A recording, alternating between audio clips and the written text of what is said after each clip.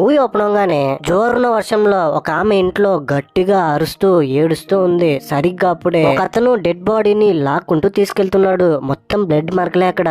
Devil అన్న title card తో cut చేస్తే ఇదిగో మీరు ఇప్పుడు స్క్రీన్ మీద చూస్తున్నారు కదా, ఇతని పేరు రోషన్. అండ్ అలాగే మూవీలో మన హీరోయిన్ అయినటువంటి పూర్ణ గారు అలియాస్ హేమ వచ్చేసి ఏమైందో ఏమో తెలియదు కానీ తనకి కళ్ళల్లో నీళ్లు పెట్టుకుని బాధతో కార్ డ్రైవ్ చేసుకుంటూ వస్తుంది.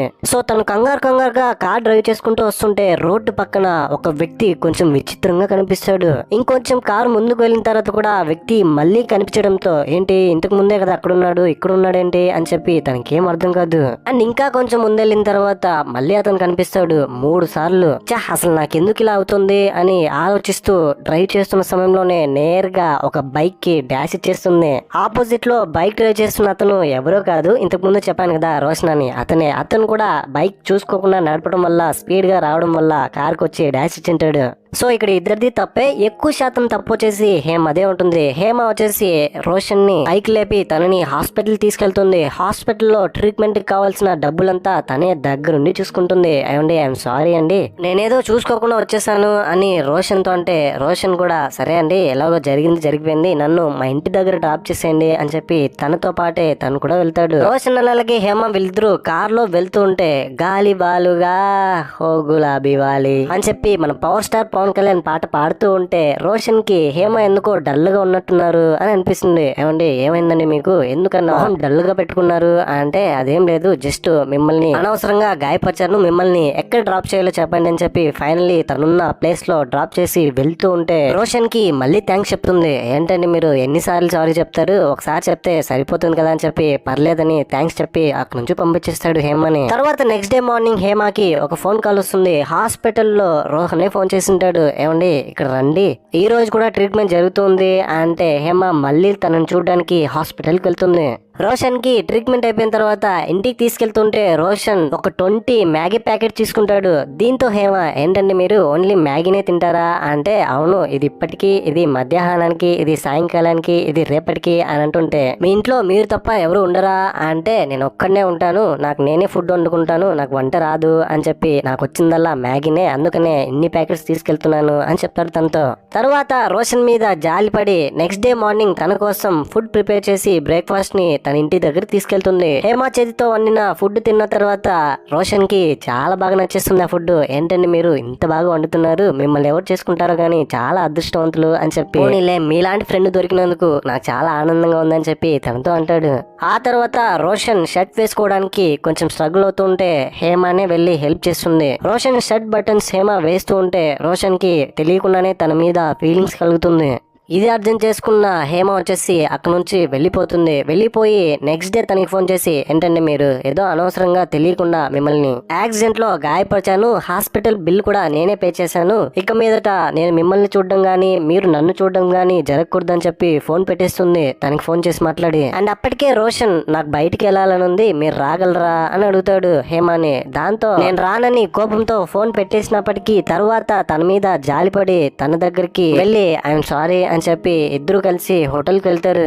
హోటల్లో ఫుడ్ తింటుంటే హేమ వచ్చేసి రోషన్ ని మీకు అమ్మా నాన్న లేదా అని అడిగితే నా చిన్నప్పుడే మా అమ్మ చనిపోయింది, ఇప్పుడు నాకున్నదల్లా స్టెఫ్ మదరే అని చెప్తాడు.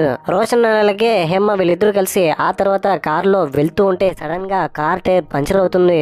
రోషన్ దగ్గరుండి మరి కార్ టైర్ చేంజ్ చేసి ఇంటికి తీసుకెళ్తాడు. ఇంటికి వెళ్ళిపోయిన తర్వాత ఇద్దరు హ్యాపీగా కాఫీ తాగుతారు. ఇద్దరు కలిసి చేసి ఆడుతుంటే రోషన్ మీద మెల్లమెల్లగా హేమకి ఫీలింగ్స్ రావడం స్టార్ట్ అవుతుంది. దాంతో అక్కడ నుంచి రోషన్ కి చెప్పకుండా వెళ్ళిపోతూ తన కర్చీఫ్ మర్చిపోవడంతో తిరిగి తీసుకోవడానికి రోషన్ దగ్గరకు వస్తే రోషన్ తనతో అప్రోచ్ అవడానికి ట్రై చేస్తాడు. దాంతో హేమ రోషన్ ని కొట్టి కోప్పడి అక్కడ నుంచి వెళ్ళిపోతుంది. నెక్స్ట్ డే హాస్పిటల్లో రోషన్ తన హ్యాండ్ కట్టిన కట్టు రిమూవ్ చేస్తూ ఉంటే హేమ అక్కడికి వచ్చి ఐఎమ్ సారీ, నేను నిన్ను అనవసరంగా నీ మీద చేయి చేసుకున్నాను, నాకు ఇప్పుడు బాధగా ఉందని చెప్పి తనతో అంటుంది. ఆ తర్వాత రోషన్ అలాగే హేమకి వీడిద్దరి మధ్య మంచి రిలేషన్షిప్ ఏర్పడుతుంది. డిఫరెంట్ ప్లేసెస్ కి వెళ్తారు, అన్ని బానే ఉంది. ఒక రోజు హేమ తనకు పెళ్ళైన దాన్ని గుర్తు తెచ్చుకుంటుంది. యాక్చువల్లీ ఏం జరిగిందంటే ఫ్లాష్ బ్యాక్ ఓపెన్ అవగానే హేమకి పెళ్లి చూపులు, హేమని చూడడానికి వచ్చిన అతని పేరు అలెక్స్. పెళ్లి చూపులు సక్సెస్ఫుల్ గా కంప్లీట్ అయిపోతుంది. హేమకి అలెక్స్ నచ్చుతాడు, అలెక్స్ కి హేమ కూడా నచ్చుతుంది. సో ఇద్దరు ఒకరికొకరు నచ్చారు కాబట్టి పెద్దలందరూ ఓకే చేసి ఫైనల్లీ పెళ్లి కూడా చేసేస్తారు హేమకి అండ్ అలాగే అలెక్స్ కి. అలెక్స్ వచ్చేసి ఎప్పుడు చూసినా ఫోన్ లో ఎవరితోనో చాట్ చేస్తూ మాట్లాడుతూనే ఉంటాడు. ఇది కొంచెం హేమకి ఇబ్బందిగా అనిపిస్తుంది పెళ్లి కాకముందు పెళ్లి చూపుల నుంచే. ఫైనలీ వీళ్ళిద్దరికి పెళ్లి అయిపోయిన తర్వాత ఆ రోజు రాత్రి అలెక్స్ ఎవరి ఫోన్ కాల్ కోసమో వెయిట్ చేస్తూ ఉన్నాడు. ఇది హేమ గమనించినప్పటికీ పెద్దగా తనని క్వశ్చన్ చేయదు. ఆ తర్వాత వీళ్ళిద్దరూ ఒకరితో ఒకరు మాట్లాడుతున్న సమయంలోనే అలెక్స్ కి ఫోన్ కాల్ రావడంతో నేను అర్జెంట్ గా వెళ్ళాలి అని చెప్పి నువ్వు ఒక్కదాన్నే పడుకొని అక్కడ నుంచి కంగారుగా డ్రెస్ చేంజ్ చేసుకుని వెళ్ళిపోతాడు. ఇంటికి వెళ్ళింది అలెక్స్ ఎక్కడికో కాదు, వాళ్ళ ఆఫీస్ లో పనిచేసే సోఫీ అనే ఒక అమ్మాయి దగ్గరికి. తనతో అలెక్స్ ఫిజికల్ గా రిలేషన్షిప్ లో ఉంటాడు. రోజు నైట్ టైంలో అలెక్స్ సోఫీ దగ్గరికి వెళ్ళిపోవడం ఇదంతా అలెక్స్ వల్ల అక్క గమనించి నువ్వేం చేస్తున్నావో నీకు అసలు అర్థమవుతుందా, ఎందుకని నువ్వు హేమాని పట్టించుకోవట్లేదు, అది నీ భార్య, ఒకసారైనా దాని గురించి ఆలోచించని చెప్పి కనీసం ఇప్పుడైనా తనని బయటికి తీసుకెళ్లరా అని తనతో చెప్తే అలెక్స్ వచ్చేసి హేమాని బయటికి ఒక రెస్టారెంట్ తీసుకెళ్తాడు. అక్కడ మళ్ళీ సోఫీ అలెక్స్ కి మెసేజ్ చేయడంతో మళ్ళీ తనతో మాట్లాడుతూ ఉంటాడు ఫోన్ లో. ఈ లోపల హేమ ఫుడ్ ఆర్డర్ చేసేసి ఉంటుంది. ఫుడ్ తిన్న తర్వాత ఏంటిది నన్ను అడిగిన తర్వాతనే కదా నువ్వు ఆర్డర్ చేయాలి అని చెప్పి హేమని అందరి ముందు తిట్టి అవమానపరుస్తాడు. పాపం హేమ ఏమో పెద్దగా దీని గురించి వరి అవ్వదు, ఏదో కోపంలో ఉన్నాడు తెలియకన్నారులే అని అనుకుంటుంది. తర్వాత నెక్స్ట్ డే సోఫీ దగ్గర నుంచి అలెక్స్ వస్తూ ఉంటే రోడ్డు మధ్యలో పర్సన్ ఒక లేడీ మెడలో ఉన్న చైన్ లాక్కుంటూ తీసుకెళ్తున్నాడు. తనే వెళ్లి పర్సన్ ని కొట్టి ఆ లేడీకి ఆ చైన్ ని తిరిగిస్తాడు. తర్వాత ఆ రోజు ఈవినింగ్ అలెక్స్ వాళ్ళ సిస్టర్ వాళ్ళ అమ్మ నాన్న ఫ్యామిలీ మొత్తం అక్కడ నుంచి వెళ్ళిపోతారు. ఫ్యామిలీ మొత్తం ఇక్కడ నుంచి మా వారిని నువ్వే దగ్గరుండి చూసుకోవాలి అని చెప్పి హేమతో అని వాళ్ళందరూ వెళ్ళిపోవడంతో హేమ తన కోసం డిన్నర్ ప్రిపేర్ చేస్తుంది. ఎంతో కష్టపడి మరి రకరకాల డిషెస్ ని తను చేసిందంతా డైనింగ్ టేబుల్ మీద పెట్టి హేమ అలెక్స్ ఫోన్ చేసి ఏమండి మీకోసం నేను ప్రేమగా డిన్నర్ ప్రిపేర్ చేశాను, మీరు త్వరగా రండి, మీతో కలిసి నాకు తినాలని ఉంది అని అంటుంది. ఈ మాటల్ని అలెక్స్ పక్కన ఉన్న సోఫీ వినిస్తుంది. ఏంటి నీ పెళ్ళం ఏదో డిన్నర్ అంటుంది, ఓ పెళ్ళం వచ్చిన తర్వాత నువ్వు పూర్తిగా మారిపోయావులే అని చెప్పి తనతో కోప్పడి అక్కడ నుంచి బయటకు వచ్చి అలెక్స్ కి స్ట్రీట్ ఫుడ్ తినిపిస్తుంది. అలెక్స్ ఇంకా సోఫీతో కలిసి తిన్న తర్వాత ఇంటికి వెళ్తే పాపం హేమ తన కోసం చేసిన ఫుడ్ ని కనీసం టేస్ట్ కూడా చేయకుండా అక్కడ నుంచి వెళ్ళిపోతాడు. నాకు స్టమక్ అప్సెట్ అయింది, నేను వెళ్ళి పడుకుంటానని. దీంతో అలెక్సా బాధపడుతుంది. ఏంటినా మనం ఇంత కష్టపడి ప్రేమగా తన కోసం ఫుడ్ ప్రిపేర్ చేసే తను తినకుండానే వెళ్ళిపోయాడని. దాన్ని కూడా పాజిటివ్ గా తీసుకొని నెక్స్ట్ డే మార్నింగ్ హేమ వాళ్ళ అమ్మకు ఫోన్ చేసి ఈ విధంగా తను ఏం తినలేదు, తనకి స్టమక్ అప్సెట్ అయిందా అంటే హేమ వాళ్ళమ్మ నువ్వు తనకి లంచ్ ప్రిపేర్ చేసి తీసుకెళ్ళు అని చెప్పి తనతో అంటే హేమ తనకి లంచ్ ప్రిపేర్ చేసి అలెక్స్ వెళ్ళి ఆఫీస్కి వెళ్ళి అలెక్స్ ని కలిస్తే అలెక్స్ అప్పటికే సోఫీతో రొమాన్స్ లో ఉంటాడు. అది చూసిన తర్వాత మన హేమ మనసు విరిగిపోతుంది. కోప్పడి అక్కడ నుంచి వచ్చేస్తుంది. కారులో బాధలో ఏడుస్తూ అక్కడ నుంచి వస్తూ ఉంటే దారి మధ్యలోనే రోషన్ ని గుద్దేస్తుంది. ఇది జరిగింటుంది. ఇంతటితో ఇంటర్వెల్. సెకండ్ హాఫ్ లోకి వెళ్ళబోయే ముందు మీకు గనక నా ఎక్స్ప్లెనేషన్ నచ్చితే మరిన్ని ఇలాంటి కైండ్ ఆఫ్ ఎక్స్ప్లెనేషన్ వీడియోస్ కోసం మన ఛానల్ సబ్స్క్రైబ్ చేసి బెల్ ఐకాన్ క్లిక్ చేసేయండి. Thank you. Second half open ఇప్పుడు మీకు టిస్ట్ ఉన్నా అలెక్స్ వచ్చేసి సోఫీతో రిలేషన్షిప్ లో ఉంటాడు కదా. సోఫీ వచ్చేసి వాళ్ళ జింబాయ్ అనేటువంటి శాండీ అనే ఒక అతనితో రిలేషన్షిప్ లో ఉంటుంది. సో అలెక్స్ ని తను మోసం చేస్తుంది అనమాట. ఈ విషయం అలెక్స్ తెలిసి అలెక్స్ కి చాలా బాధేస్తుంది. నేను ఇన్ని రోజులు హేమని పట్టించుకోలేదు, నేను ఎంత పెద్ద తప్పు చేశాను, నన్ను సోఫీ మోసం చేసింది అని చెప్పి తనని చంపేయాలనుకుని ప్రయత్నిస్తే తనని చంపడానికి తన వల్ల అవ్వదు.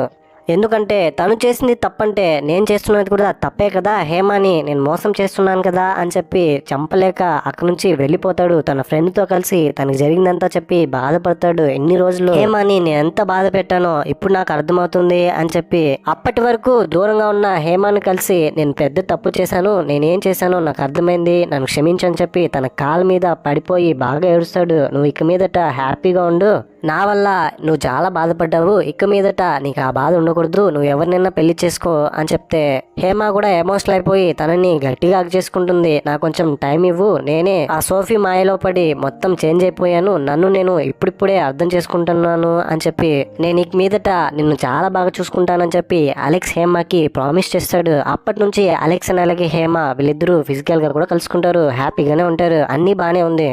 సడన్ గా హేమ వచ్చేసి రోషన్ గురించి ఆలోచించి రోషన్ దగ్గరికి వెళ్ళి మనం ఇన్ని రోజులు కలిసి తిరిగాము, ఇక మీదట మనమిద్దరం ఒకరినొకరు కలుసుకోకూడదు, నేను నా భర్తతో హ్యాపీగా ఉంటాను, నన్ను బాగా చూసుకుంటాడు అన్న నమ్మకం నాకుంది అని చెప్పి రోషన్ తో చెప్పి అక్కడి నుంచి వెళ్ళిపోతుంది. దీంతో రోషన్ కూడా అంతవరకు తనకి చిన్నప్పటి నుంచి అమ్మ లేకపోవడంతో సడన్ గా ఒక అమ్మలాగా ప్రేమించే మనిషి రావడంతో హేమ మీద ఫీలింగ్స్ పెంచుకుని ఉంటాడు కదా. ఇప్పుడు తను దూరం అవుతూ ఉంటే చాలా బాధేస్తుంది అతనికి.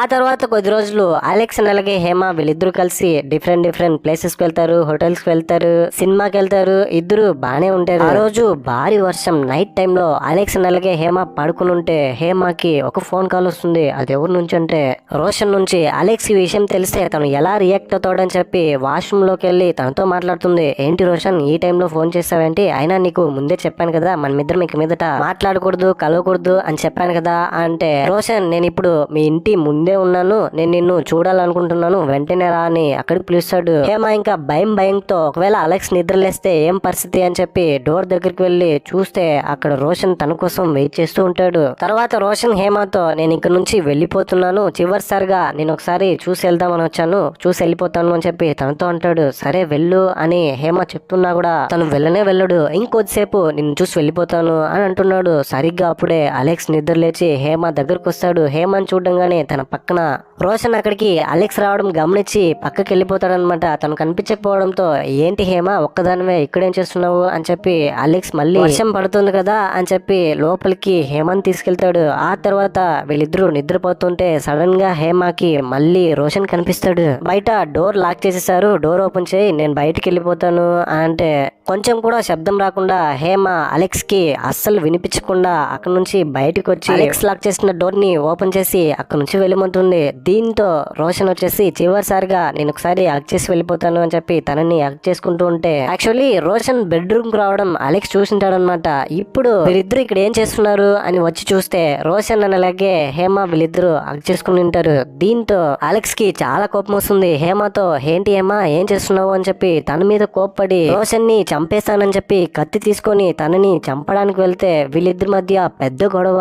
ఫైనల్లీ గొడవలో రోషన్ అలెక్స్ ని చంపేస్తాడు. దీంతో హేమ గట్టిగా అరిచి ఏడుస్తుందన్నమాట.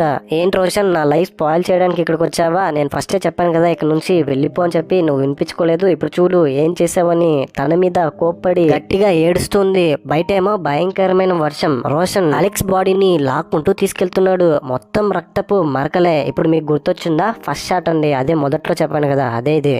తర్వాత రోషన్ వచ్చేసి హేమతో నువ్వేం కంగారు పడకు, అన్నీ నేను చూసుకుంటాను, ఇక మీదట మనమిద్దరం పెళ్లి చేసుకుని హ్యాపీగా ఉందాం, నేను అన్ని ఏర్పాట్లు చేసేసాను, ఈ శవాన్ని బయటికి తీసుకెళ్లి ఒక ప్లేస్ లో పడేద్దామని చెప్పి తనతో మాట్లాడుతుంటే అసలు హేమకి ఏమర్థం షాక్ లో ఉంటుంది. మొత్తం బాడీ అంతా ప్యాక్ చేసి హేమ ఇంటికి వెళ్ళి నా థింగ్స్ అన్ని తీసుకొని వచ్చేస్తాను, మనమిద్దరం కలిసి ఇక్కడ నుంచి వెళ్ళిపోదాం, బాడీని పడేసి ఇక్కడే ఉండు నేను వస్తానని చెప్పి అక్కడ నుంచి వెళ్ళిపోతాడు. రోషన్ ఇంట్లో నుంచి వెళ్ళిపోయిన తర్వాత హేమ అలెక్స్ బాడీ దగ్గర క్యాండీ అంటించి ప్రేయర్ చేస్తుంది. సరిగ్గా అప్పుడే వాళ్ళ పేరెంట్స్ అక్కడికి వస్తారు. వాళ్ళు శవాన్ని చూడంగానే వాళ్ళు ఇంకా ఒక్కసారిగా కృంగిపోయి భయపడిపోతారు. ఏంటిది, ఎవరిది శవం, నువ్వు అలెక్స్ ని చంపేశావు కదా అని చెప్పి హేమని కొడుతూ ఎమోషనల్ అవుతూ ఎందుకే నువ్వు ఇలా చేసావని తనని గట్టిగా హగ్ చేసుకుంటున్నారు ఏడుస్తూ. ఆ తర్వాత తను స్పృహ కోల్పోతుంది.